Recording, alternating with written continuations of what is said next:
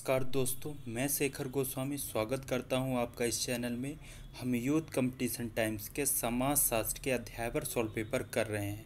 हमने पिछली वीडियो में 75 क्वेश्चन कर लिया था। आज हम 76 से स्टार्ट करेंगे। तो चलिए स्टार्ट करते हैं। हमारा क्वेश्चन क्या है कि निम्नलिखित में से किसका दावा है कि सामाजिक संरचना का अनुभविक वास्तविकता से कोई लेना देना नहीं है। तो किसका है? लेवी स्ट्रॉस जी का है। मानव मस्तिष्क कैसे कार्य करता है, उस संबंध में लेवी स्ट्रॉस ने निजातीय तथ्यों के आधार पर जिस सिद्धांत की रचना की है उसे क्या कहते हैं? संरचनावाद का नाम दिया गया है। संरचना कोई प्रेक्षणीय यथार्थता नहीं है, अपितु यह तार्किक आधार पर निर्मित एक अमूर्त प्रतिरूप है। वहीं अगले क्वेश्चन की बात करें तो अगला क्वेश्चन क्या है हमारा कि पार्सन ने सामाजिक क्रिया को एक व्यवस्था माना है जिसके 3 पक्ष होते हैं। इनमें से 2 हैं व्यक्तित्व व्यवस्था और संस्कृति व्यवस्था। निम्नांकित में उसके द्वारा बताई गई तीसरी व्यवस्था कौन सी है? तो तीसरी व्यवस्था कौन सी है? सामाजिक व्यवस्था जो है तो वो तीसरी व्यवस्था है। अगले क्वेश्चन की बात करें तो एकांतिक नाभिकीय परिवार की अवधारणा किसकी है? तो एकांतिक नाभिकीय परिवार की अवधारणा जो है तो हमारे टालकट पार्सन जी की है, जिससे हमारा सी आंसर सही होगा। देख लेते हैं कि एकांतिक नाभिक परिवार आधुनिक औद्योगिक समाज में परिवार के एक महत्वपूर्ण स्वरूप है। पारिवारिक संगठन की ऐसी आधारभूत इकाई जिसकी रचना विवाहित दंपति तथा उनकी आश्रित संतानों द्वारा होती है, उसे हम क्या कहते हैं? उसे नाभिक परिवार कहते हैं। वहीं अगले क्वेश्चन की बात करें कि मेलनोवस्की के अनुसार सोर्सरी क्या है? तो सोर्सरी जो है तो काला जादू होता है, ये मेलनोवस्की के अनुसार। अगले क्वेश्चन की बात करें कि 9 प्रकारवादी पार्सन्स के परंपरागत दबाव में से किसको स्वीकार नहीं करता है? तो किसको स्वीकार नहीं करता है? तो बृहत क्रिया को स्वीकार नहीं करता है। अगला क्वेश्चन क्या है हमारा? अगला क्वेश्चन है कि 9 प्रकारवाद की अवधारणा को अलेक्जेंडर ने निर्मित किया था। तो कैसे निर्मित किया था देख लेते हैं कि प्रश्नगत कोई भी कथन सत्य नहीं है। ये जो जितने कथन दिए हुए हैं इनमें से कोई भी कथन जो है तो सत्य नहीं है। तो चलिए देख लेते हैं एक बार अलेक्जेंडर के बारे में। अलेक्जेंडर ने पार्सन्स के प्रकारवाद की व्याख्या एक नए स्वरूप में की जिसे 9 प्रकारवाद कहते हैं। वे पार्सन्स की कुछ मान्यताओं से संतुष्ट नहीं थे। उन्हीं कमियों को दूर करने के लिए अपने विचारों को प्रमुख बिंदुवार तरीके से रखा। प्रत्यक्षवाद का विरोध किया। क्रिया और व्यवस्था की अवधारणा, प्रकारवाद की नवीन व्याख्या। अगले क्वेश्चन की बात करें कि लेवी स्ट्रॉस द्वारा धारित मूल संरचनावाद की मृत्यु हो गई है, किसने समाहित किया है? तो किसने समाहित किया है? हमारे कुर्जवेल ने। किसने? कुर्जवेल ने। तो लेवी स्ट्रॉस द्वारा धारित मूल संरचनावाद की मृत्यु हो गई है, किसने? कुर्जवेल ने समाहित किया था। अगला क्वेश्चन क्या है हमारा कि पार्सन्स का सामान्य सिद्धांत वास्तविकता के 4 विभिन्न पहलुओं को मान्यता देता है। निम्न में से कौन से 4 सम्मिलित नहीं हैं? तो कौन सम्मिलित नहीं है? आर्थिक व्यवस्था जो है तो सम्मिलित नहीं है। वहीं सामाजिक व्यवस्था, सांस्कृतिक व्यवस्था और व्यक्तित्व व्यवस्था जो है तो सम्मिलित है। अगला क्वेश्चन क्या है कि मर्टन द्वारा परिभाषित एक शब्दावली वे अवलोकित परिणाम जो कि एक दी गई व्यवस्था के साथ अनुकूलन अथवा व्यवस्थापन करते हैं उसे कहा जाता है। तो उसे क्या कहा जाता है? उसे प्रकार कहा जाता है। प्रकार यह समाज के अस्तित्व के लिए अनिवार्य होता है। प्रकार वे अवलोकित परिणाम हैं जो कि एक व्यवस्था विशेष के अनुकूल या सामंजस्य को संभव बनाते हैं। अगला क्वेश्चन क्या है हमारा कि मर्टन के अनुसार समाज की प्रकार्यात्मक एकता किस प्रकार समाज के लिए सही हो सकती है? तो किस प्रकार समाज के लिए सही हो सकती है? आदिम के लिए सही हो सकती है। मर्टन के अनुसार समाज की प्रकार्यात्मक एकता आदिम समाज के लिए सही हो सकती है। मर्टन का प्रकार्यात्मक एकता का सिद्धांत एक साथ अनेक बौद्धिक क्षेत्रों में विकसित हो गया है। अगले क्वेश्चन की ओर चलें तो अगला क्वेश्चन क्या है हमारा कि मर्टन का जो है तो प्रकार्यात्मक विश्लेषण का पैराडाइम एक निर्देशक के रूप में है जो एकीकरण करता है। तो किसका एकीकरण करता है? सिद्धांत एवं अनुसंधान का। मर्टन का प्रकार्यात्मक विश्लेषण का पैराडाइम एक निर्देशक के रूप में है जो सिद्धांत व अनुसंधान का एकीकरण करता है। अगले क्वेश्चन की बात करें कि 9 प्रकार्यात्मकता का विकास निम्नलिखित में से किसने किया है? तो किसने किया है? हमारे अलेक्जेंडर और पी कोलामी जी ने 9 प्रकार्यात्मक का विकास किया है ना। तो अलेक्जेंडर पी कोलामी रिचार्ड मंच ने प्रकारवाद की कमजोरियों को पहचान करके इस नए समय के अनुसार रखा। नौ प्रकारवाद एक लोकप्रिय सिद्धांत था। इसका प्रारंभ जो है तो 1984 में हुआ। अलेक्जेंडर ने 1985 में अपनी पुस्तक नियो फंक्शनलिज्म में प्रकाशित किया। वहीं अगले क्वेश्चन की बात करें कि निम्नलिखित में से कौन पार्सन्स के प्रतिमान चर का तत्व नहीं है। तो प्रतिमान चर का तत्व कौन सा नहीं है? गुणवत्ता बनाम परिमाण। कौन? गुणवत्ता बनाम परिणाम। अगले क्वेश्चन की बात करें कि निम्नलिखित सिद्धांतों में से कौन से दो सिद्धांत जो हैं तो सहसंबंध सिद्धांत की व्याख्या करते हैं। तो कौन से करते हैं? पारस्परिकता का सिद्धांत और कौटुंबिक व्यभिचार वर्जना। मतलब ए और डी जो है हमारा तो आंसर सही हो जाएगा। लेवी स्ट्रॉस ने अपनी पुस्तक the elementary structure of kinship में सहबंध सिद्धांत मतलब एलायंस थ्योरी को प्रतिपादित किया। इस अवधारणा के लिए उन्होंने पारस्परिकता और निकटाभिगमन निषेध की प्रथा को सार्वभौमिक मानते हुए इसकी एक लंबी व्याख्या की। वही अगले क्वेश्चन की बात करें कि टी पार्सन ने कर्ता की निम्नलिखित में से किस अभिप्रेरण पर कार्य नहीं किया है। तो इन्होंने संख्यात्मक में कार्य नहीं किया है। वहीं संज्ञानात्मक, मूल्यांकनकारी, तीव्र संवेगों का विमोचन मतलब कैथेटिक, इनमें जो है तो कार्य किया है पार्सन जी ने।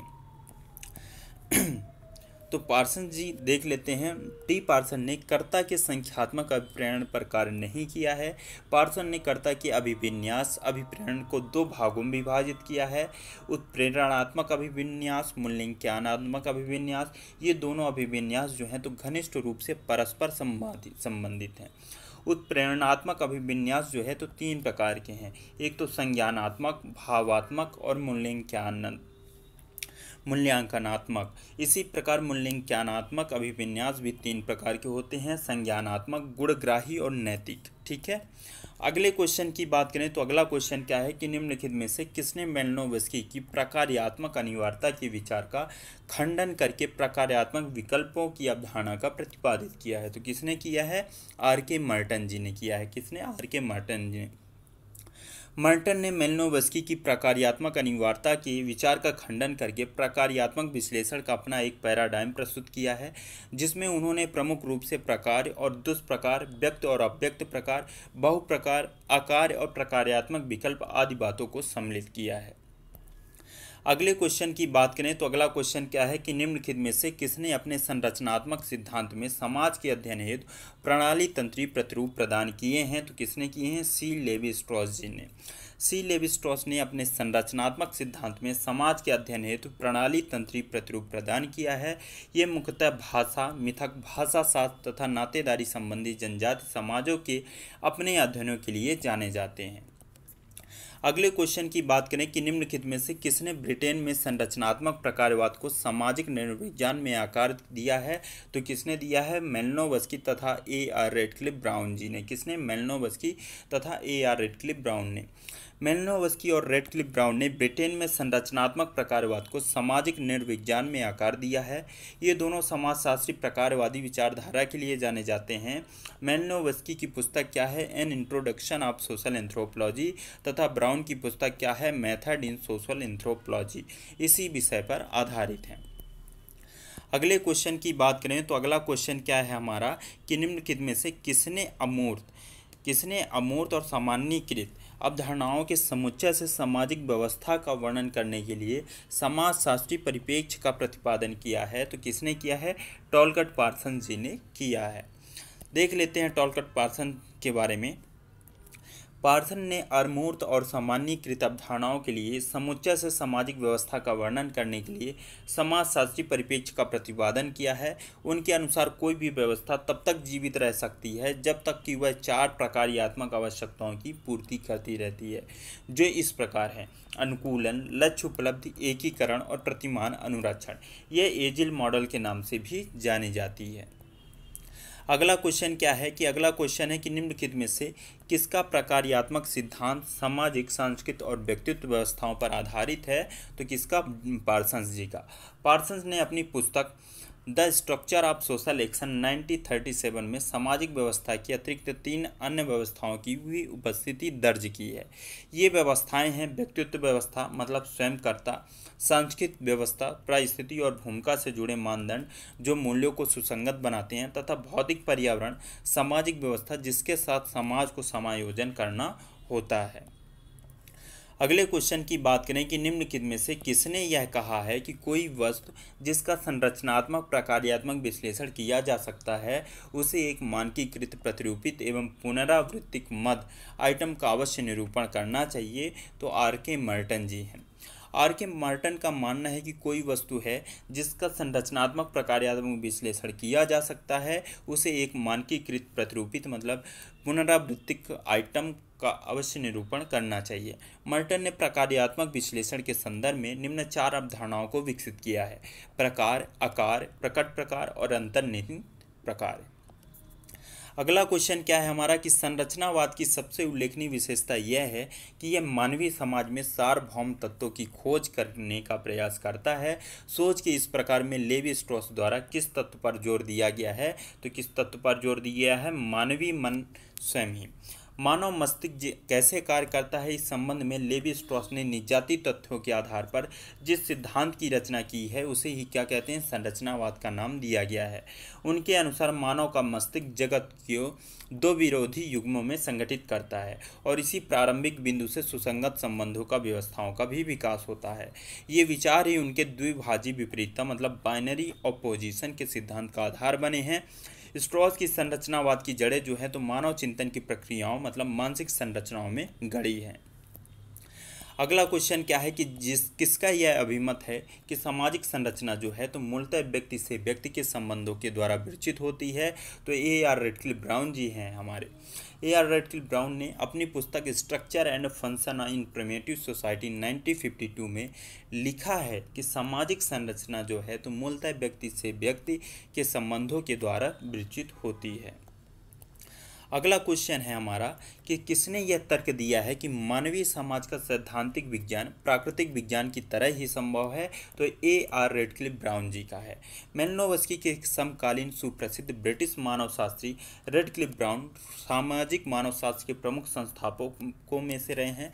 उन्होंने अपनी पुस्तक मेथड इन सोशल एंथ्रोपोलॉजी 1958 में लिखा है, मानवीय समाज का सैद्धांतिक विज्ञान प्राकृतिक विज्ञान की तरह ही संभव है। वहीं अगले क्वेश्चन की बात करें कि निम्नलिखित में से किसने तर्क दिया है कि संस्कृति समग्र रूप में समाज की तुलना में व्यक्तियों की आवश्यकताओं की पूर्ति अधिक करती है? तो मेलिनोवस्की जी ने।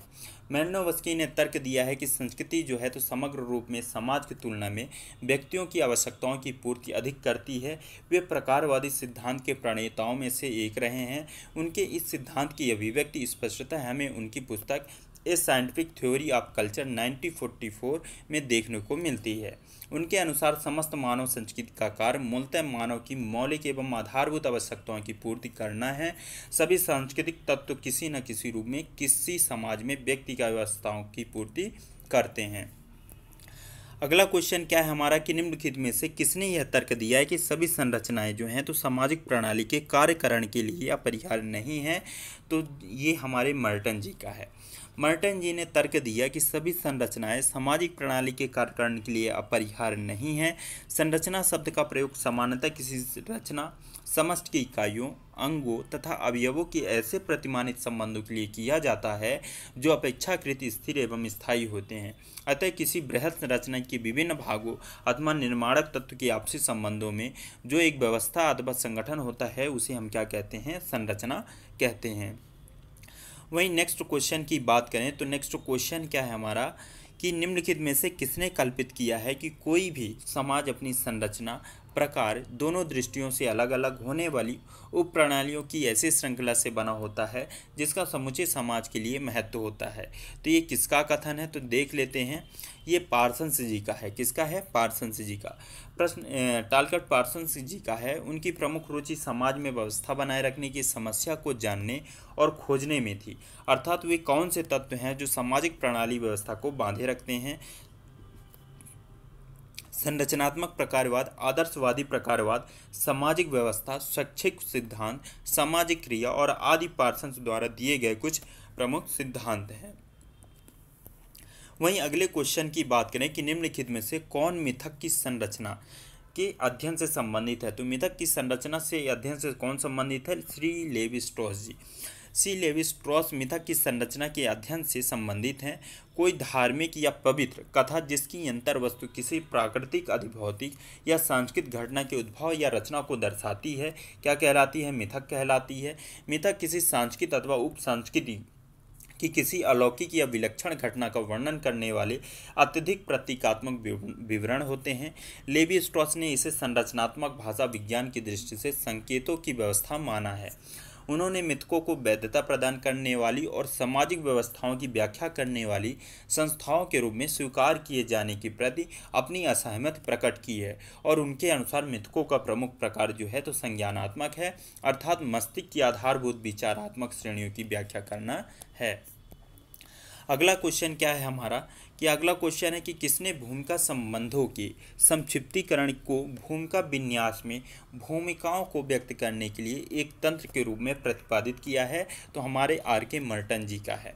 चलिए देख लेते हैं आर.के. मर्टन ने क्या कहा है। तो आर.के. मर्टन ने भूमिका संबंधों के संक्षिप्तीकरण को भूमिका विन्यास में भूमिकाओं को व्यक्त करने के एक तंत्र के रूप में प्रतिपादित किया है। एक विशिष्ट सामाजिक परिस्थिति के साथ जुड़ी हुई भूमिकाओं के समुच्चय को भूमिका विन्यास कहते हैं। किसी भी सामाजिक परिस्थिति में एक व्यक्ति अनेक सामाजिक संबंधों से घिरा होता है जो कि व्यक्तियों के लिए उस सामाजिक परिस्थितियों में सर्वदा अथवा सामान्यतः आवश्यक होते हैं। इस अवधारणा का प्रयोग आर.के. मर्टन ने किया है। मर्टन के अनुसार भूमिका विन्यास मतलब पुंज से मेरा तात्पर्य भूमिका संबंधों के उस ताने बाने से है जिसमें एक व्यक्ति एक विशिष्ट सामाजिक परिस्थिति को धारण करने के कारण से बंधा होता है। अगला क्वेश्चन क्या है कि अलेक्जेंडर के अनुसार निम्न में से कौन सी संरचनात्मक प्रकारवाद से संबंधित समस्या नहीं है? तो जो हमारा एकीकरण है वो संरचनात्मक प्रकारवाद से संबंधित समस्या नहीं है। वहीं प्रतिव्यक्तिवाद, रूढ़िवाद, आदर्शवाद जो है तो संरचनात्मक प्रकारवाद से संबंधित समस्या है। चलिए एक बार डिस्क्रिप्शन देख लेते हैं।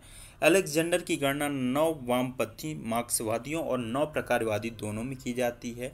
इन्होंने पुराने संरचनात्मक प्रकारवाद की जो समस्याएं बताई हैं और उन्हें जिन्हें 9 प्रकारवाद को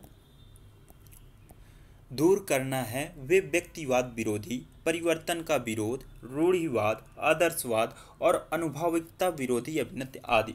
अलेक्जेंडर ने एकीकरण को संरचनात्मक प्रकारवाद से संबंधित समस्या नहीं माना है। अगला क्वेश्चन क्या है कि सामाजिक व्यवस्था के बारे में टॉलकट पार्सन्स के विश्लेषण में निम्नलिखित किस सिद्धांत पर आधारित है? किस सिद्धांत पर आधारित है? तो समस्थिति मतलब होमियोस्टेसिस। सामाजिक व्यवस्था के बारे में टॉलकट पार्सन्स का विश्लेषण समस्थिति सिद्धांत पर आधारित है। पार्सन ने सामाजिक व्यवस्था के 3 लक्षण बताए हैं: विभिन्न भागों में पारस्परिक निर्भरता, व्यवस्था में एक सीमा तक स्थायित्व तथा अव्यवस्था में परिवर्तन। वहीं अगले क्वेश्चन की बात करें तो अगला क्वेश्चन क्या है हमारा कि निम्नलिखित में से किसके अनुसार संस्कृति उन सिद्धांतों को मूर्त रूप देती है जो मानव मन की आवश्यक विशेषताओं, द्विआधारी वर्गीकरण व्यवस्थाओं को प्रतिबंधित करते हैं? तो कौन? लेवी स्ट्रॉस जी। देख लेते हैं एक बार डिस्क्रिप्शन इनका। सी लेवी स्ट्रॉस फ्रांसीसी मानव विज्ञानी थे।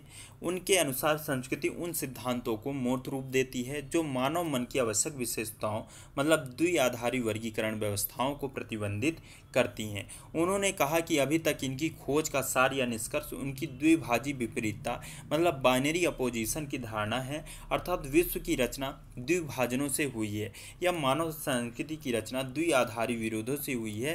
क्लॉड लेवी स्ट्रॉस मतलब संरचनात्मक मानव शास्त्र के प्रणेता थे। अगले क्वेश्चन की बात करें तो निम्नलिखित में से किसने तुलनात्मक विधि नामक मानव शास्त्र के एक रूपांतर का समर्थन किया है? तो किसने किया है? A.R. रेडक्लिफ ब्राउन जी ने। रेडक्लिफ ब्राउन सामाजिक मानव शास्त्र के प्रमुख संस्थापकों में से रहे हैं। रेडक्लिफ ब्राउन पर प्रसिद्ध समाजशास्त्री इमानुएल दुर्खीम के विचारों का प्रभाव पड़ा है। दुर्खीम की भांति ब्राउन ने भी समाज की संरचना और विभिन्न संस्थाओं के प्रकारों की महत्ता पर बल दिया है। अध्ययन के लिए ब्राउन ने तुलनात्मक परिप्रेक्ष्य को भी अपनाया है। अगला क्वेश्चन क्या है कि निम्नलिखित में से कौन सा कथन जो है तो मैलिनोवस्की के अनुसार सही नहीं है। तो मैलिनोवस्की मुख्य रूप से शारीरिक तथा मनोवैज्ञानिक आवश्यकताओं के पद में प्रकार के बारे में बताते हैं। ये बिल्कुल सही है। मैलिनोवस्की को प्रकारवादी नहीं कहा जा सकता क्योंकि उनका अनुभूति मूलक यथार्थ से मोह था। ये स्टेटमेंट जो है तो गलत है। वहीं मैलिनोवस्की का मानव शास्त्र में शक्तिशाली प्रभाव बना हुआ है, ये बिल्कुल सही है। मैलिनोवस्की सावधानीपूर्वक कार्य किए गए क्षेत्रीय अनुसंधान में सतत उपस्थित नजर आते हैं, ये भी सही है। मतलब मेरा बी जो ऑप्शन है वो गलत है। तो मैलिनोवस्की जो है तो प्रकारवादी सिद्धांत के प्रणेताओं में से एक रहे हैं। उनके इस सिद्धांत की अभिव्यक्ति जो है तो स्पष्टतः हमें उनकी पुस्तक संस्कृति के एक वैज्ञानिक सिद्धांत 1944 में देखने को मिलती है।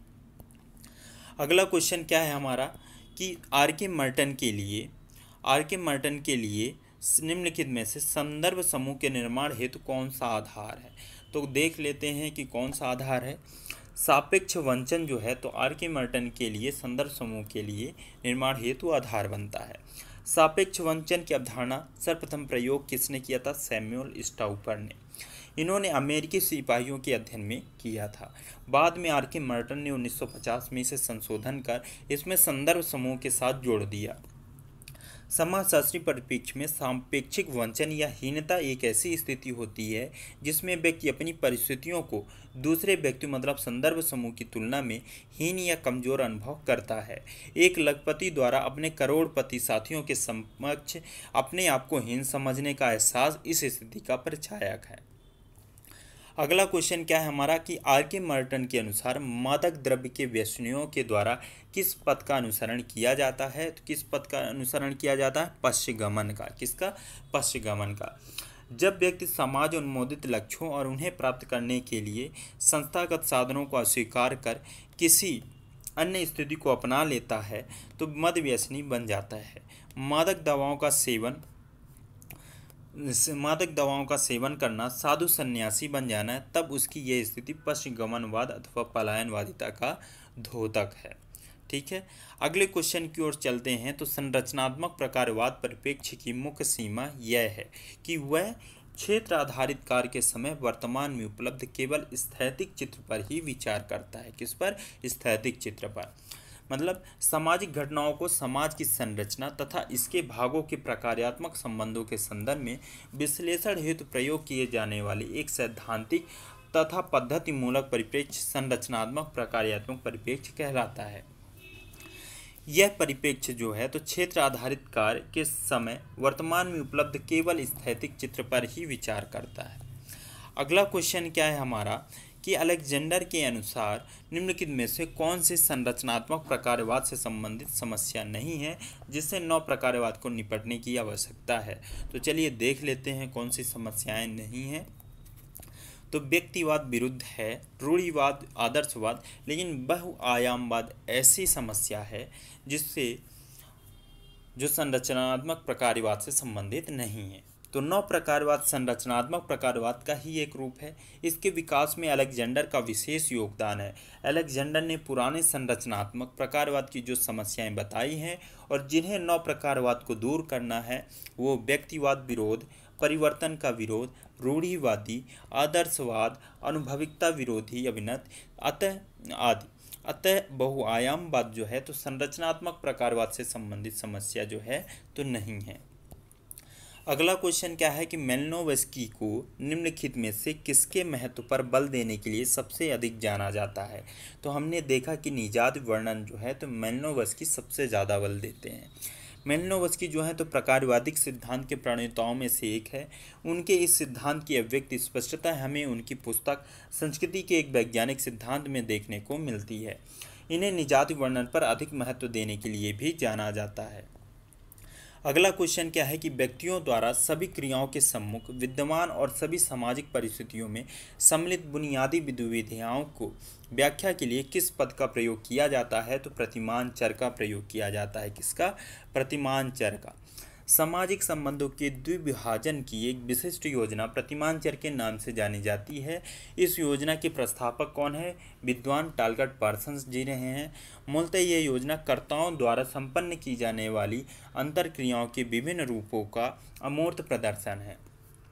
पार्सन्स ने परिवर्ती प्रतिमान के 5 जोड़ों की योजना प्रस्तुत की है, यथा सर्वलौकिक बनाम विशिष्टावादी, जन्म परक बनाम उपलब्धिकरण, भावनात्मक बनाम भावात्मक तटस्थता, आत्महित बनाम सामूहिक हित और एक पक्षी बनाम बहुपक्षी।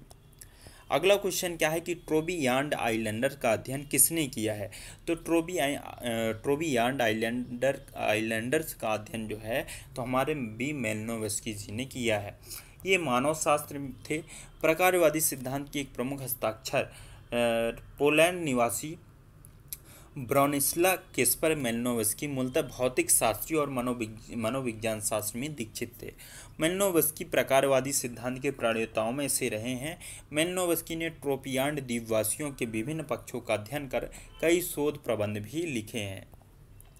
अगला क्वेश्चन क्या है कि निम्नलिखित में से कौन इस विचार का समर्थन करता है कि सामाजिक संरचना लगभग स्थिर और अपरिवर्तनीय है, जबकि इसका गुणात्मक स्वरूप गतिशील और परिवर्तनीय है?